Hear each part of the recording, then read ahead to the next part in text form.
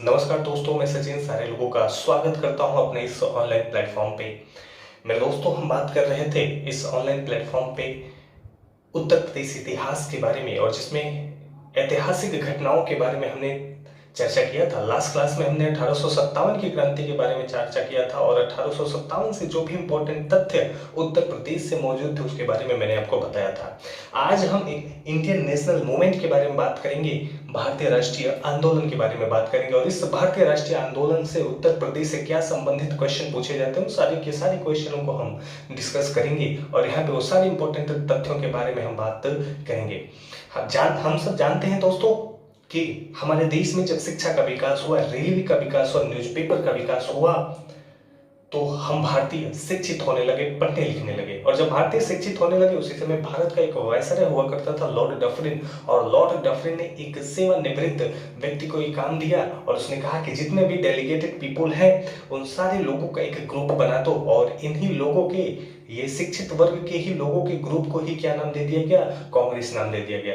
और ये काम करने वाले व्यक्ति हुआ करते थे एलियन ऑक्टेवियन ह्यूम, जिसे A.O. ह्यूम कहते हैं। हालांकि इस कांग्रेस में बाद में दादा भाई नौरोजी ने भारतीय राष्ट्रीय शब्द जोड़ के इसे भारतीय राष्ट्रीय कांग्रेस बना दिया। और इस भारतीय राष्ट्रीय कांग्रेस में महान विभूति इसके साथ जुड़े, और इन्होंने आजादी तक संघर्ष करते रहे, भारत को आजादी दिलवाने का काम किया इसी कांग्रेस के जरिए या कांग्रेस के माध्यम से। क्योंकि धीरे धीरे जब महात्मा गांधी कांग्रेस से जुड़े तो पूरा हिंदुस्तान महात्मा गांधी के साथ जुड़ने लगा। हालांकि हम सब जानते हैं कि इस कांग्रेस में सुभाष चंद्र बोस जैसे दिग्गज नेता, लाला लाजपत राय जैसे दिग्गज नेता, और इसके अलावा बिपिन चंद्र पाल, ये सारे के सारे इंपॉर्टेंट नेता इसके साथ जुड़े हुए थे। हालांकि कांग्रेस में भी दो विचारधारा के लोग हुआ करते थे, एक गर्मपंथी, एक नरमपंथी। और महात्मा गांधी जो हुआ करते थे पूर्णतः अहिंसावादी हुआ करते थे। महात्मा गांधी हिंसा में भरोसा नहीं किया करते थे। इसके अलावा भी हमारे देश में एक और यूनियन था जिसे हम हिंदुस्तान रिपब्लिक एसोसिएशन कहते हैं, और आपको भली भांति ज्ञान होगा या इसके बारे में आपने पढ़ा होगा, जिसकी स्थापना किया था किसने? चंद्रशेखर आजाद ने। ये वो युवा दल था, एक क्रांतिकारी दल था जो अंग्रेजों से हिंसा पूर्वक निपटना चाहता था। यानी इन लोगों को, ये लोग ऐसे युवा हुआ करते थे हमारे देश में जो अंग्रेजों का क्वेश्चन का आंसर अंग्रेजों के ही जवाब में देना पसंद करते थे, जिसमें प्रमुख हुआ करते थे चंद्रशेखर आजाद, उसके अलावा भगत सिंह, राजगुरु सुखदेव, पंडित राम प्रसाद बिस्मिल, अशफाक उल्ला खान, राजेंद्र लाहिड़ी, ये सारे के सारे इंपॉर्टेंट महत्वपूर्ण नेता हुआ करते थे। रोशन सिंह जैसे नेता हुआ करते थे जो अंग्रेजों से सीधा निपटने में ही विश्वास रखा करते थे। यानी वो सोचा करते थे कि हिंदुस्तान हमारा है, हम भारतीयों का देश है हिंदुस्तान, और किसी गैर मुल्क के लोग यहाँ पे आके हमारे ऊपर गुलामी कर रहे हैं, हमसे गुलामी करवा रहे हैं, और हमारे ऊपर अपना दारोमदार सौंप रहे हैं, ये उचित नहीं है। और जिसके कारण उन्होंने इस चीज का विद्रोह किया अपने अपने तरीकों से। तो आज हम बात करेंगे इन्हीं सारे तथ्यों के माध्यम से। और हम सब जानते हैं कि जब भारत में न्यूज़पेपर का विकास हुआ तो भारतेंदु हरिश्चंद्र जो उत्तर प्रदेश के वाराणसी से बिलोंग किया करते थे, इन्होंने अपनी पत्रिका कवि वचन सुधा के माध्यम से इस भारतीय राष्ट्रीय आंदोलन का समर्थन किया, सपोर्ट किया। इसके अलावा उत्तर प्रदेश के सहारनपुर में देवबंद नामक मुस्लिम मदरसा का स्थापना किया गया, और अंग्रेजी हुकूमत के खिलाफ जिहाद का नारा लगाया गया। तो आइए दोस्तों, इन सारे तथ्यों को हम समझते हैं। तो मैंने बताया कि भारतेंदु हरिश्चंद्र जो उत्तर प्रदेश के वाराणसी से बिलोंग किया करते थे, और इन्होंने अपनी पत्रिका कवि वचन सुधा में इस भारतीय राष्ट्रीय आंदोलन का समर्थन किया। इसके अलावा याद रखेंगे, विदेशी शासन के खिलाफ, विदेशी शासन के खिलाफ जिहाद का मतलब होता है धर्म युद्ध। जिहाद का नारा देते हुए उत्तर प्रदेश के सहारनपुर में देवबंद नामक मुस्लिम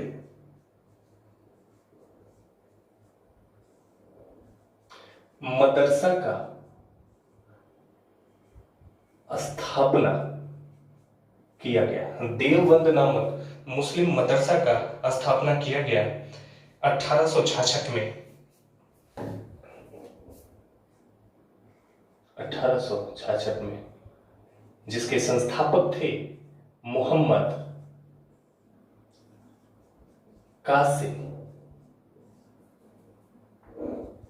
नैनेतवी, ठीक है, जिसके संस्थापक थे मोहम्मद कासिम नैनेतवी और अब्दुल रशीद गंगोही ननौतवी।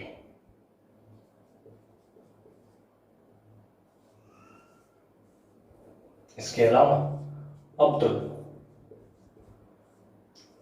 रशीद गंगोही, इन दो व्यक्तियों ने अंग्रेजी हुकूमत के खिलाफ जिहाद का नारा देते हुए उत्तर प्रदेश के सहारनपुर में स्थित सहारनपुर में देवबंद नामक मुस्लिम मदरसे की स्थापना की 1866 में। और इन्होंने अंग्रेजी हुकूमत के खिलाफ जिहाद का नारा दिया, यानी जिहाद का मतलब होता है धर्म युद्ध, यानी कहने का मतलब हमारे भारत में जोरों शोरों से शिक्षा का विकास चल रहा था। इसके अलावा दोस्तों 1875 में भारतीय शिक्षा को और मजबूत करने के लिए सर सैयद अहमद खान ने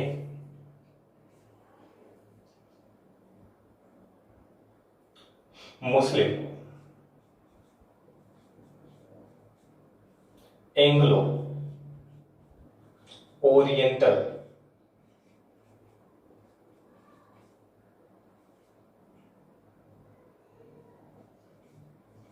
कॉलेज की स्थापना की अलीगढ़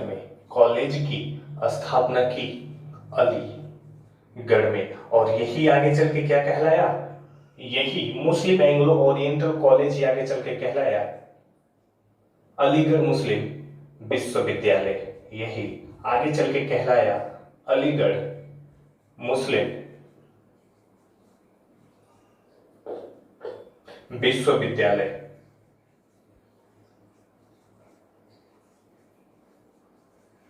यही आगे चल के कहलाया 1875 में इसकी स्थापना हुई, और यही आगे चल के कहलाया अलीगढ़ मुस्लिम विश्वविद्यालय के नाम से विख्यात हुआ। कब? 1920 में अलीगढ़ मुस्लिम विश्वविद्यालय के नाम से विख्यात हुआ। और जब हमारे भारत में शिक्षा का विकास चल रहा था जोरों शोरों से, यहाँ पे कहीं मदरसे का भी स्थापना की जा रही थी और यहाँ पे कॉलेज की स्थापना की जा रही थी, जिससे भारतीय पढ़ने लिखने लगे, शिक्षित होने लगे। और जब भारतीय पढ़ने लिखने लगे तो दोस्तों मैंने बताया कि लॉर्ड डफरिन ने A.O. ह्यूम से कहा कि जितने भी डेलीगेटेड लोग हैं उनका एक ग्रुप बना दो, और उन्हीं ग्रुप को क्या कहा गया? कांग्रेस कहा गया। और इसी के बाद 1885 में स्थापना हुआ कांग्रेस का। और याद रखेंगे जो कांग्रेस है ये शब्द लिया गया यूएसए से, और इसके संस्थापक माने जाते हैं A.O. ह्यूम। कांग्रेस के संस्थापक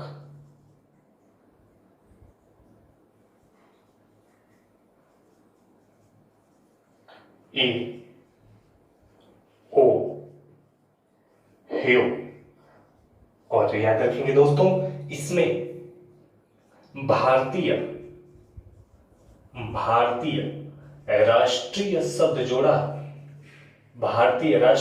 जोड़ा दादा भाई नौरोजी ने। और याद रखेंगे दादा भाई नौरोजी को भारत का पितामह कहा जाता है। भारत का पितामह कहा जाता है। और कांग्रेस का प्रथम अधिवेशन, first session of Congress, Congress का प्रथम अधिवेशन बंबई में हुआ। और बंबई के गोकुलदास तेजपाल संस्कृत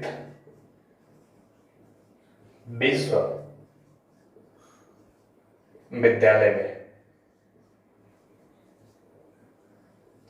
गोकुलदास तेजपाल संस्कृत विश्वविद्यालय में हुआ, जिसमें 72 सदस्यों ने पार्टिसिपेट किया, 72 सदस्यों ने भाग लिया। और इसके प्रथम अध्यक्ष बनने का सौभाग्य मिला व्योमेश चंद्र बनर्जी को। इसका अध्यक्ष बने व्योमेश चंद्र बनर्जी, वीसी डब्ल्यूसी बनर्जी, इसके अध्यक्ष बने व्योमेश चंद्र बनर्जी। लेकिन याद रखेंगे मेरे भाई, इस प्रथम अधिवेशन में उत्तर प्रदेश से भी कुछ इंपॉर्टेंट हस्तियों ने, कुछ महत्वपूर्ण सदस्यों ने पार्टिसिपेट किया था। और उनके केवल आपको नाम याद रखने हैं, जिसमें गंगा प्रसाद, गंगा प्रसाद, और इसके अलावा याद रखेंगे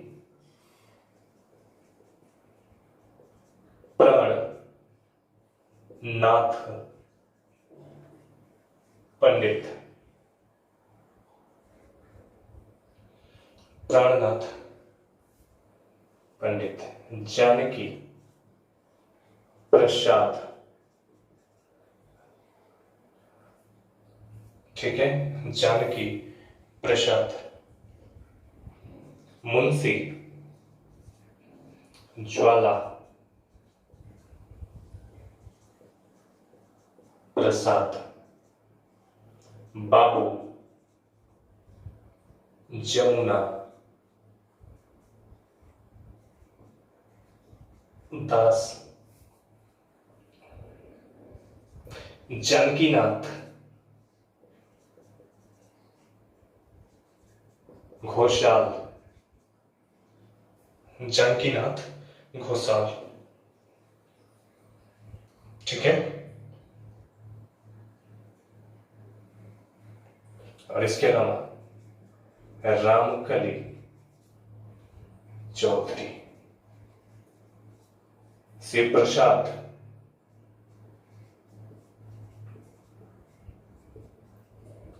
चौधरी, ये कुछ इंपॉर्टेंट व्यक्ति थे जिन्होंने भारतीय राष्ट्रीय कांग्रेस में पार्टिसिपेट किए, भारतीय राष्ट्रीय कांग्रेस में पार्टिसिपेट किए। मैंने बताया दोस्तों कि जो 1885 में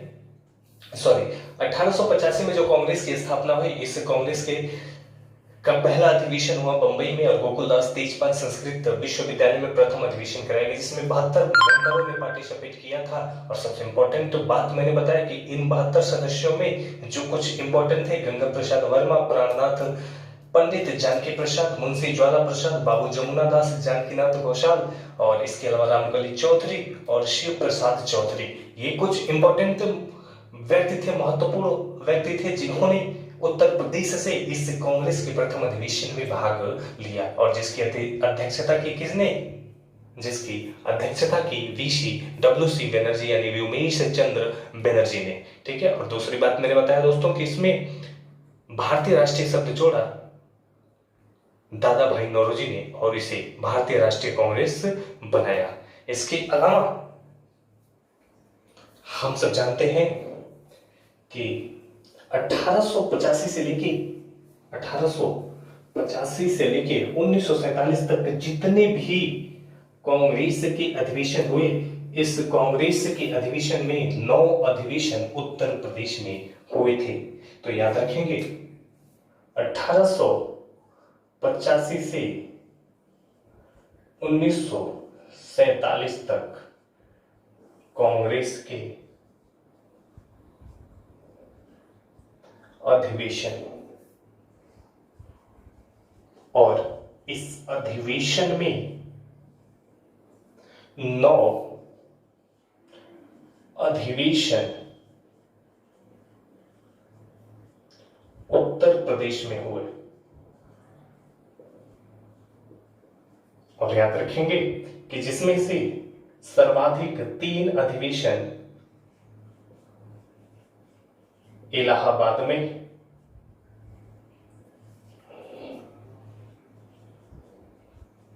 और 3 लखनऊ में।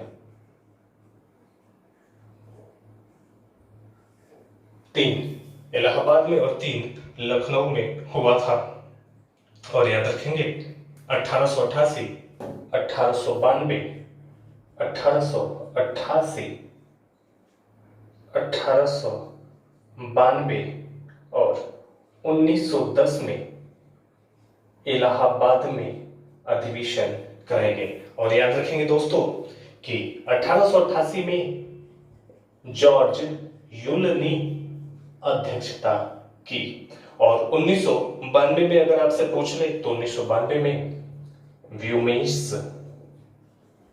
चंद्र बनर्जी, ठीक है। और 1910 में अगर आपसे पूछ ले तो विलियम बेडर, विलियम वेडर वर्ड ने, विलियम वेडर वर्ड ने अध्यक्षता की। 1888 में जॉर्ज यूल को अध्यक्ष बनाया गया। 1992 में व्योमेश चंद्र बनर्जी को 1910 में विलियम वेडर वन को कांग्रेस का अध्यक्ष बनाया गया। इसके अलावा 3 बार लखनऊ में अधिवेशन हुए। 1899, 1916 और 1936 में। 1899, 1916 और 1936 में कांग्रेस के 3 इंपॉर्टेंट अधिवेशन उत्तर प्रदेश की लखनऊ में हुए। और याद रखेंगे जो 1899 का अधिवेशन था, इसमें रमेश चंद्र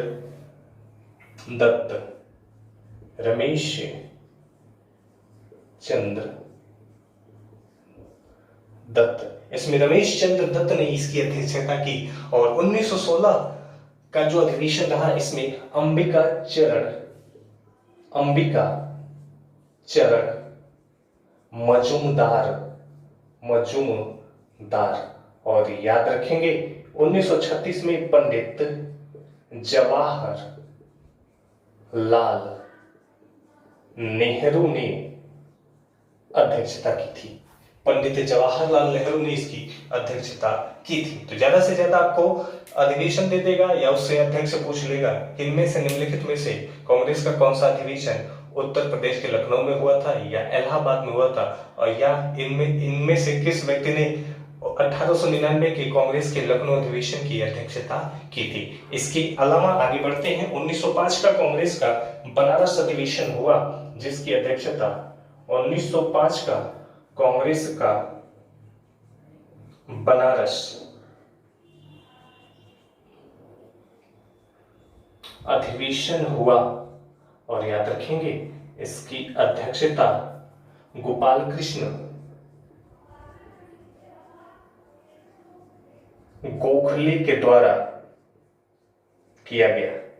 गोपाल कृष्ण गोखले के द्वारा किया गया। उसके अलावा 1925 में हुआ कांग्रेस का कानपुर अधिवेशन। और याद रखेंगे दोस्तों, इसकी अध्यक्षता सरोजिनी नायडू के द्वारा किया गया था। और एक और अधिवेशन याद रखेंगे कांग्रेस का मेरठ अधिवेशन, जो 1946 में हुआ, 1946 में हुआ कांग्रेस का मेरठ अधिवेशन। और याद रखेंगे इस मेरठ अधिवेशन की अध्यक्षता जेवी कृपलानी कृपलानी के द्वारा, जेबी कृपलानी के द्वारा किया गया था। जेबी कृपलानी के द्वारा किया गया था। तो मेरे भाई जो भी कांग्रेस के अधिवेशन हुए उनमें से ये 9 इंपॉर्टेंट अधिवेशन थे, जिसमें से 3 लखनऊ में हुए और 3 इलाहाबाद में हुए। इसके अलावा मैंने बताया कि 1905 में बनारस अधिवेशन हुआ और इस कांग्रेस के बनारस अधिवेशन की अध्यक्षता गोपाल कृष्ण गोखले ने की। इसके अलावा 1925 में जो कानपुर अधिवेशन हुआ जिसकी अध्यक्षता सरोजनी नायडू के द्वारा किया गया। इसके अलावा 1946 में जो कांग्रेस का मेरठ अधिवेशन हुआ इसकी अध्यक्षता किया जेपी कृपलानी ने। तो ये 9 इंपॉर्टेंट अधिवेशन हुए उत्तर प्रदेश में कांग्रेस के। इसके बाद आगे बढ़ते हैं और याद रखेंगे, हम सब जानते हैं कि 1 अगस्त 1920 को महात्मा गांधी ने नॉन कोऑपरेशन मूवमेंट शुरू किया, क्योंकि महात्मा गांधी का अपना विचार था कि अगर हम अंग्रेजों का बहिष्कार करेंगे तो अंग्रेज भारत छोड़ने पे मजबूर हो जाएंगे। और नॉन कोऑपरेशन मूवमेंट का मेन उद्देश्य क्या था? इसका मेन उद्देश्य था कि अंग्रेजी वस्तुओं का बहिष्कार करें और इस बहिष्कार के माध्यम से ही अंग्रेजों को भारत छोड़ने पे विवश किया जाए। और इसी नॉन कोऑपरेशन मूवमेंट के दौरान महात्मा गांधी ने हम भारतीयों को संबोधित करते हुए ये वादा किया था, ये विश्वास दिलाया था कि अगर ये आंदोलन ठीक ठाक चलता रहा तो उस समय दूर नहीं जब भारत को हम आजादी दिलवाएंगे। तो इसका मेन उद्देश्य ही क्या था? अंग्रेजी वस्तुओं का बहिष्कार करना। लेकिन उत्तर प्रदेश के चौरी चौरा में एक महत्वपूर्ण घटना घटी जिसके कारण महात्मा गांधी ने अपना नॉन कोऑपरेशन मूवमेंट यानी असहयोग आंदोलन वापस ले लिया। क्योंकि दोस्तों याद रखेंगे जो नॉन कोऑपरेशन मूवमेंट था ये पूर्णतः कैसा था? पूर्णतः अहिंसावादी था। और ये पूरे भारतवर्ष में जगह जगह पूरे भारतवर्ष में ये आंदोलन फैल चुका था। और गोरखपुर में भी ये आंदोलन चल रहा था और गोरखपुर में इस आंदोलन का नेतृत्व कर रहे थे एक सेवानिवृत्त व्यक्ति जिनका नाम था भगवान दास अहिर। और जब भगवान दास अहिर नेतृत्व कर रहे थे इस आंदोलन का, तो जब गोरखपुर के चौरा चौरी कस्बे में यह आंदोलन हो रहा था तो पुलिस कर्मियों ने रोक दिया, आंदोलन नहीं करने दिया, जिसपे जनता उग्र हो गई और जनता उग्र होकर भगवान दास अहिर के ही नेतृत्व में थाने में आग लगा दिया। और जब थाने में आग लगा दिया तो उसमें 22 पुलिसकर्मी मारे गए। और जब 22 पुलिसकर्मी मारे गए तो इस बात की जानकारी महात्मा गांधी को हुई। और जब इस बात की जानकारी महात्मा गांधी को हुई तो महात्मा गांधी ने अपना नॉन कोऑपरेशन मूवमेंट वापस ले लिया। तो ये इंपॉर्टेंट घटना है उत्तर प्रदेश से, तो इसके बारे में हम बात करेंगे। तो मैंने बताया कि 1 अगस्त 1920 को महात्मा गांधी ने अपना असहयोग आंदोलन शुरू किया, जिसे नॉन कोऑपरेशन मूवमेंट कहते हैं, जो पूर्णतः अहिंसावादी था। लेकिन इसी के 2 साल के बाद 5 फरवरी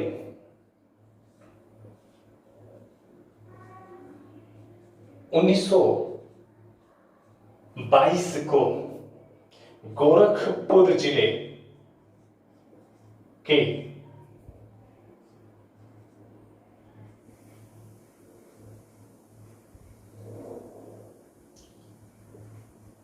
चौरी चौरा कस्बे में हुआ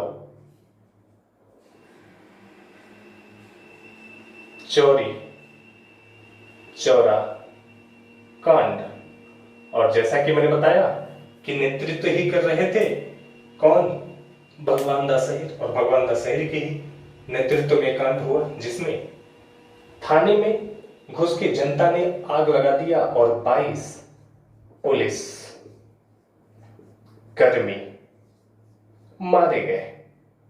22 पुलिसकर्मी मारे गए। और जब महात्मा गांधी को इस बात की खबर मिली, क्योंकि मैंने यहाँ पे एक बात लिखा कि आंदोलन कैसा था? अहिंसावादी था। लेकिन जब ये हिंसात्मक घटना हुई तो महात्मा गांधी इस हिंसात्मक घटना के प्रभाव से दुखी हुए और जिसके कारण महात्मा गांधी ने अपना नॉन कोऑपरेशन मूवमेंट वापस ले लिया। हालांकि महात्मा गांधी की आलोचना भी की गई, लेकिन महात्मा गांधी अहिंसावादी हुआ करते थे। तो महात्मा गांधी ने अपना नॉन कोऑपरेशन मूवमेंट इसी के 6 दिन बाद वापस ले लिया, यानी 12 फरवरी 1922 को महात्मा गांधी ने अपना आंदोलन वापस लिया। ठीक है, अपना आंदोलन वापस ले लिया।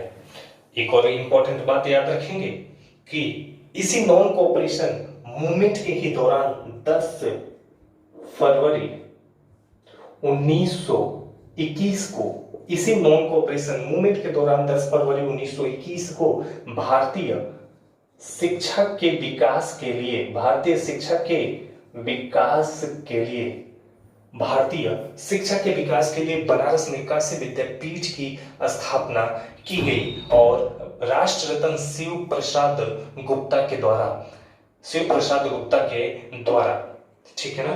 तो भारतीय राष्ट्रीय शिक्षा का विकास करने के लिए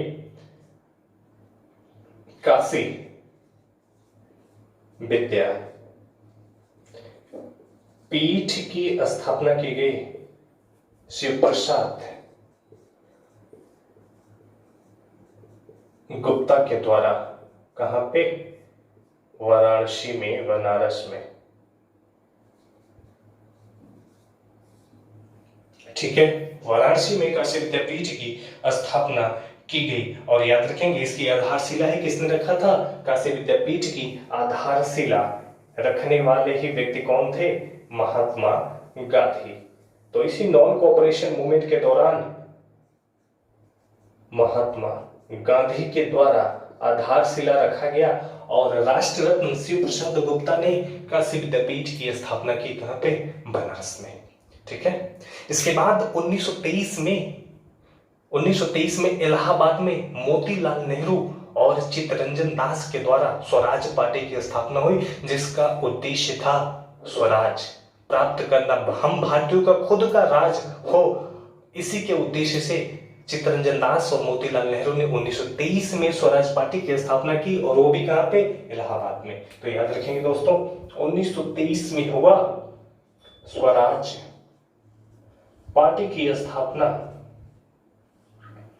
चित्तरंजन दास और मोतीलाल नेहरू के द्वारा। ठीक है, मोतीलाल नेहरू के द्वारा। और इसके अलावा एक और इंपॉर्टेंट बात लिखेंगे, 9 अगस्त 1925। 9 अगस्त 1925 को एक और इंपॉर्टेंट घटना घटी। उत्तर प्रदेश की सहारनपुर से लखनऊ जा रही एक ट्रेन को बीच में ही लखनऊ से पहले काकोरी नामक स्थान पे रुक दिया गया और इसे ही क्या कहा जाता है? काकोरी कांड कहा जाता है। काकोरी नामक स्थान पे रोक दिया गया। और दोस्तों याद रखेंगे, जो 9 अगस्त 1925 को सहारनपुर से लखनऊ ट्रेन जा रही थी और इस ट्रेन को काकोरी नामक स्थान पे लखनऊ से पहले रोक दिया गया, जिसे काकोरी कांड कहा गया। और इस ट्रेन के माध्यम से भारतीय खजाना जा रहा था और चंद्रशेखर आजाद के अगुवाई में इस ट्रेन को काकोरी नामक स्थान पर रोक दिया गया और रोक के सरकारी खजाना लूटा गया। और सरकारी खजाना लूटने के बाद हमने कुछ आधुनिक हथियार रसिया से मंगाए और जिसमें शामिल थे पंडित राम प्रसाद बिस्मिल, चंद्रशेखर आजाद, अशफाक उल्ला खान, राजेंद्र लाहिड़ी और इसके अलावा रोशन सिंह। चंद्रशेखर आजाद को छोड़ के बाकी सारे लोगों को फांसी दे दिया गया था। और याद रखेंगे, चंद्रशेखर आजाद अल्फ्रेड पार्क इलाहाबाद में अंग्रेजों के साथ मुठभेड़ में मारे गए थे। उनके रिवाल्वर में जितनी गोलियां थी उतने अंग्रेजों का शिकार किए और जब अंतिम गोली बची तो उन्होंने खुद के सीने में वो गोली मार ली, क्योंकि चंद्रशेखर आजाद अंग्रेजी गोली से मरना नहीं चाहते थे। तो इन सारे के सारे महान क्रांतिकारियों की ही योगदान से आज हम अपने आप को फ्रीडम या स्वतंत्र महसूस करते हैं। और थोड़ा सा इस पे विचार करिएगा कि वो इन क्रांतिकारियों को हमारे देश से, हमारे समाज से क्या मिला है। और इन्होंने बिना किसी स्वार्थ के समाज में, बिना किसी स्वार्थ के अपने प्राणों की आहुति दी। केवल उनका एक ही स्वार्थ था कि एक अखंड भारत का निर्माण हो सके और जहां पे सारे के सारे लोग बंधुत्व की भावना से समाज में रह सके। और इसी स्वार्थ के चलते उन्होंने अपने प्राणों की आहुति दी और उन्हीं के प्राणों की आहुति पे, उन्हीं के बलिदान पे ये देश आज स्वतंत्र है। तो आइए आगे बात करते हैं इस काकोरी कांड में शामिल कौन कौन थे। तो दोस्तों याद रखेंगे, पंडित, पूरे मास्टरमाइंड थे पंडित राम प्रसाद बिस्मिल और राम प्रसाद बिस्मिल, अशफाक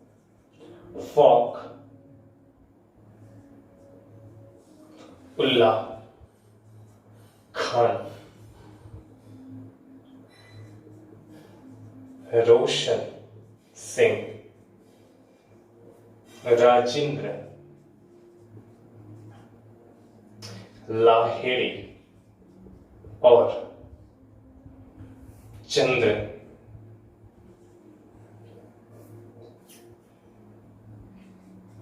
राजेंद्र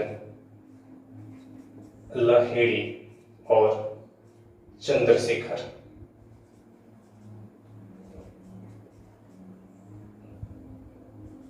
आजाद।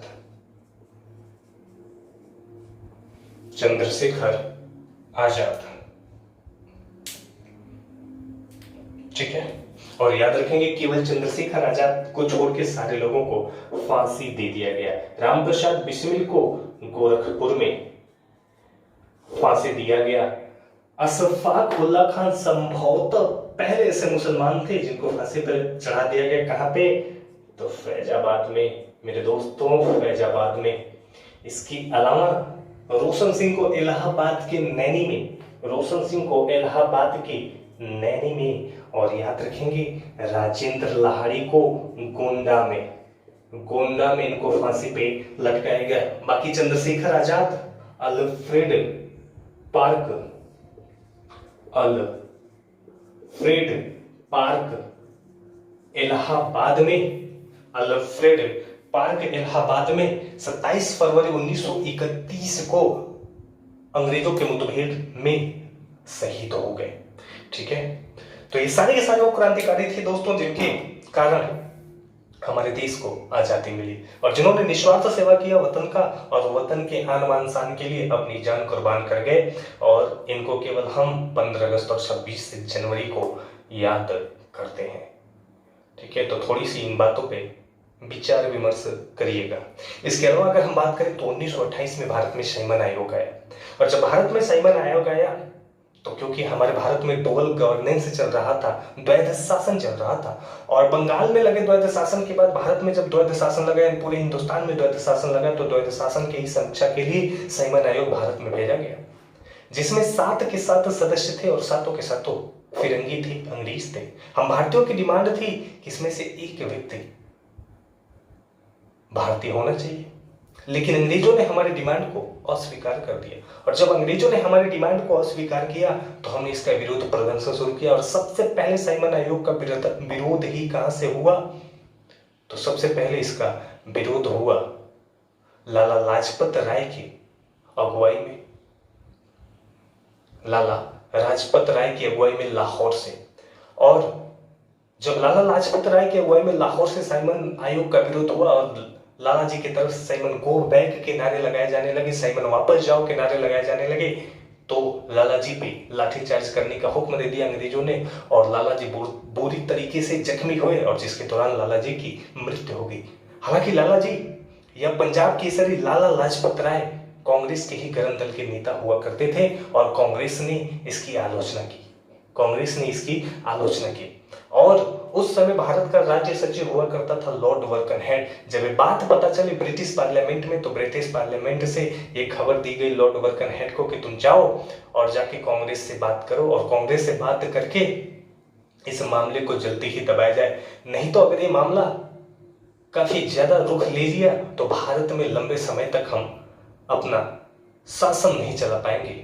और उसी के बाद लॉर्ड वर्कनहेड ने मोतीलाल नेहरू से बात की और मोतीलाल नेहरू ने कहा कि हमें पूर्ण स्वराज चाहिए, हमें स्वराज चाहिए। और जब मोतीलाल नेहरू ने वर्कन, क्योंकि उस समय मोतीलाल नेहरू कांग्रेस के हेड हुआ करते थे। और जब मोतीलाल नेहरू से लॉर्ड वर्कन हेड, जो भारत का राज्य सचिव था, बात किया तो मोतीलाल नेहरू ने कहा कि ये विरोध तभी रुकेगा जब आप हमें को स्वराज दे देंगे।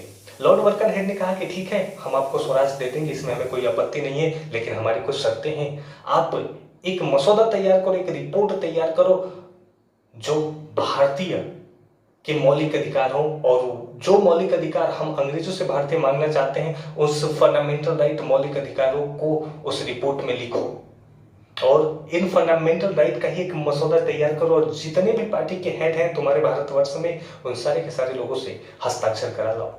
और जब सारे के सारे लोग उस पर हस्ताक्षर कर देंगे तो मैं आपसे वादा करता हूं कि 1 साल के अंदर ही अंग्रेज भारत को आजाद करके चले जाएंगे। और हम सब जानते हैं कि मोतीलाल नेहरू ने एक मसौदा तैयार किया, एक रिपोर्ट तैयार किया गया, जिसे नेहरू रिपोर्ट कहा गया, और जिसे भारतीय कॉन्स्टिट्यूशन का ब्लूप्रिंट कहा जाता है, ब्लूप्रिंट ऑफ इंडियन कॉन्स्टिट्यूशन कहा जाता है। और मोतीलाल नेहरू ने इस रिपोर्ट को पेश किया, लेकिन दोस्तों याद रखेंगे सारे के सारे लोगों ने सिग्नेचर किया, बस एक ही व्यक्ति सिग्नेचर नहीं किया, जिसका नाम था मोहम्मद अली जिन्ना खान।